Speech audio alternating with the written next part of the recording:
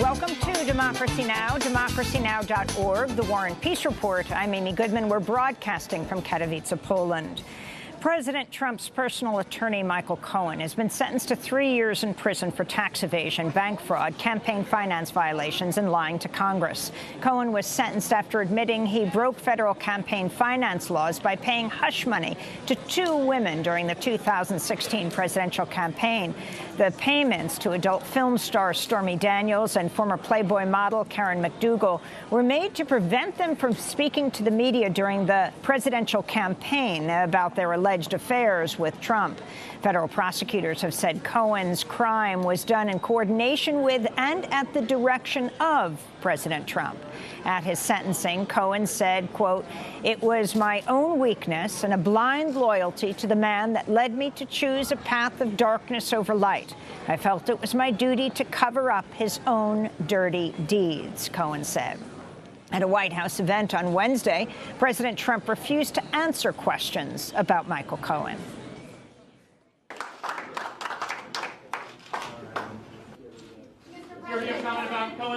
Mr. President, did Michael Cohen cover up your dirty deeds? What dirty deeds is he talking about, Mr. President? In related news, the publisher of the tabloid newspaper, The National Enquirer, has admitted it bought the rights to former Playboy model Karen McDougal's story, then suppressed it to, quote, prevent it from influencing the election.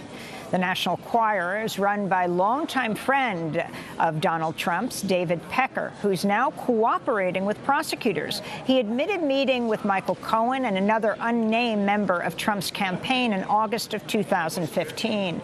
Election law experts say the admission could put Trump and his organization in legal jeopardy.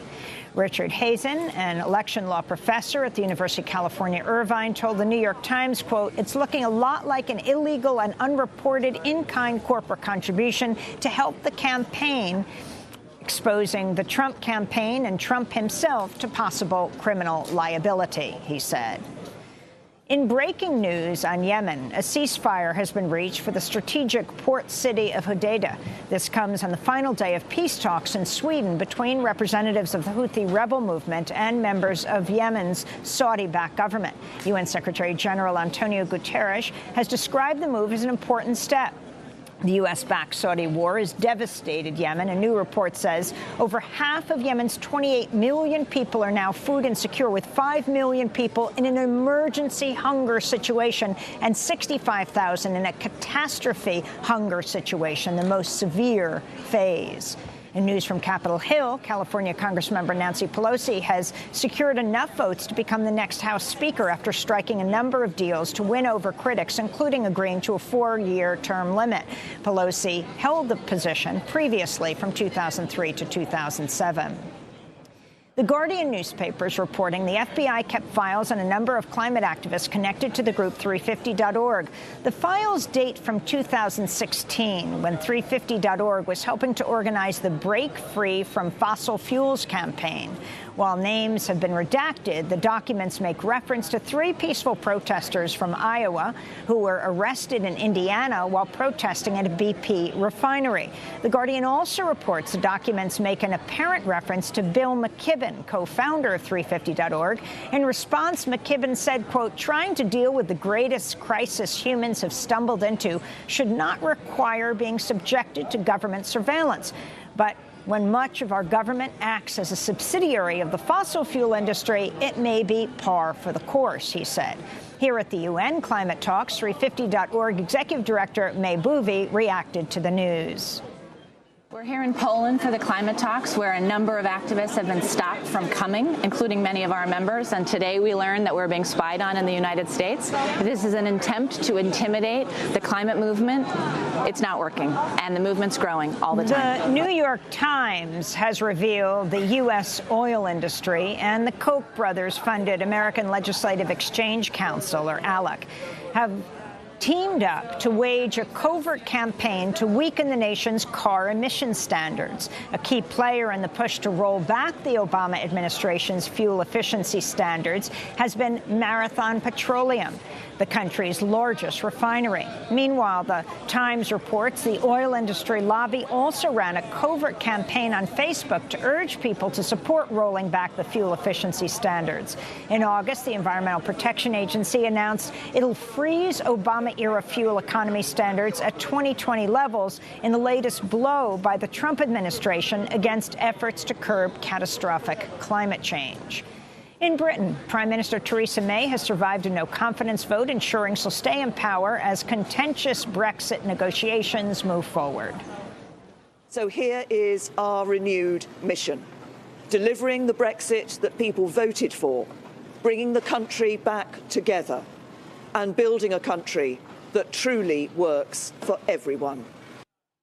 Earlier this week, May halted a parliamentary vote on a Brexit deal after members of her Conservative Party said they would oppose it. She's scheduled to meet with European leaders in Brussels today, though European Union officials have said they will not reopen negotiations on Brexit. China's detained 2 Canadians in apparent retaliation for the recent arrest of a top Chinese executive in Vancouver, Canada. The men have been identified as Michael Kovrig, a former Canadian diplomat who now works for the International Crisis Group, and Michael Spavor, who runs cultural exchanges with North Korea. They're both accused of suspicion of endangering national security. Meanwhile, a Canadian court has granted bail to Meng Wanzhou, chief financial officer of the Chinese tech giant Huawei, who faces possible extradition to the United States for allegedly violating U.S. sanctions on Iran. Tension is rising between the United States and Turkey after Turkish President Recep Tayyip Erdogan threatened to launch an offensive against U.S.-backed Kurdish fighters in Syria who've been battling ISIS. Erdogan said he wants to clear Kurdish fighters from east of the Euphrates. The U.S. military said such an action is unacceptable. A high-ranking Vatican official has been convicted of sexually molesting 2 boys in Australia. Most recently, Cardinal George Pell was the Vatican's chief financial officer. Some considered him the 3rd most powerful official in the Vatican. He previously served as Archbishop of Sydney and Melbourne, Australia. The shocking news, however, is not being reported in Australia due to a court gag order. Today's edition of the Herald Sun features a large black box with the word "censored" in white capital letters. Earlier this week, Pope Francis removed Pell and Chilean Cardinal Francisco Javier Errázuriz from his inner circle. Errázuriz has been accused by survivors of covering up and discrediting their stories of abuse in Chile. It's been a deadly 24 hours in the West Bank. 2 Israelis died today when a Palestinian gunman opened fire at a bus stop. This came just hours after Israeli troops carried out several deadly raids, killing 3 Palestinians in the West Bank. Meanwhile, in Gaza, hundreds of Palestinians attended a funeral Wednesday for a 4-year-old boy who died after being hit by Israeli shrapnel. Ahmed Abu Abed was injured while attending the Great March of Return protest along with his father, Yasser, who was shot during the demonstration. We were 300 meters away. They were shooting and 2 were injured before I was. Then an explosion happened in front of us. After that, I got injured. Then my son did, and the people removed him from the area and then removed me. More than 195 Palestinians have been killed by Israeli forces since the Great March of Return rallies began on March 30th. Temple University has said it will not take action against media studies professor Mark Lamont Hill, who was recently fired from CNN after he gave a speech in support of Palestinian rights at the United Nations. In his speech, Lamont Hill uses the phrase "Free Palestine from the river to the sea," which conservatives and pro-Israel groups say is used by Hamas and other anti-Israeli government groups. Temple University said Lamont Hill's speech was protected by the First Amendment. New data from the Centers for Disease Control shows the rate of gun deaths in the United States has reached a 20-year high. According to the CDC, almost 40,000 people were killed in shootings in 2017. That's an average of over 100 shooting deaths a day. 60% of the shooting deaths were suicides. In New York, Brooklyn's district attorney has dropped charges against 23-year-old Jasmine Headley, who was arrested last week and had her 18-month-old son ripped from her arms as she waited at a Brooklyn benefits office for a child care voucher.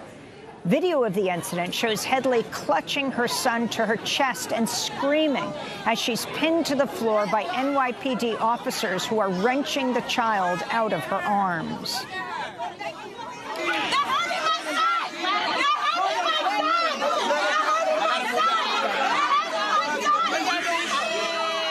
When bystanders protested Headley's treatment, an officer waved a taser at them. Headley says when she got to the Human Resources Administration office to apply for a child care benefit, there were no chairs available, so she and her son sat on the floor where they waited for over 4 hours. When a pair of security officers demanded she stand, Headley refused, and the guards called in the police. Headley was arrested Friday on several charges, including resisting arrest and child endangerment. The charges were dropped Tuesday after Headley spent the weekend in jail, separated from her son. In media news, staffers at the recently unionized digital news outlet Slate have voted to go on strike. The action is a response to Slate's inclusion of a so-called right-to-work clause in ongoing contract negotiations. The policy would weaken the union by making membership fees optional. In New York, employees at a new Amazon fulfillment center in Staten Island have announced plans to unionize. Employees cited as some of their concerns safety, low pay, high performance quotas, and long shifts with few breaks. Last month, Amazon announced its new expanded headquarters would be located in Arlington, Virginia, and Queens, New York City, sparking local protests and opposition from a number of community groups and some local leaders. And Dr. Christine Blasi Ford has made her first public appearance since her Senate testimony in September, when she accused then Supreme Court nominee Brett Kavanaugh of sexual assault. Blasi Ford recorded a video message presenting the Sports Illustrated Inspiration of the Year award to Rachel Denhollander, who is the first woman to publicly accuse former USA gymnastics doctor Larry Nassar of sexual abuse.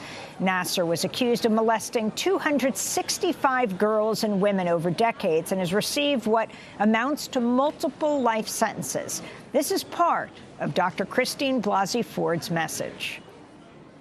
Rachel Denhollander, I am in awe of you, and I will always be inspired by you. In stepping forward, you took a huge risk, and you galvanized future generations to come forward, even when the odds are seemingly stacked against them. The lasting lesson is that we all have the power to create real change, and we cannot allow ourselves to be defined by the acts of others. And those are some of the headlines. This is Democracy Now!, democracynow.org, The War and Peace Report. I'm Amy Goodman.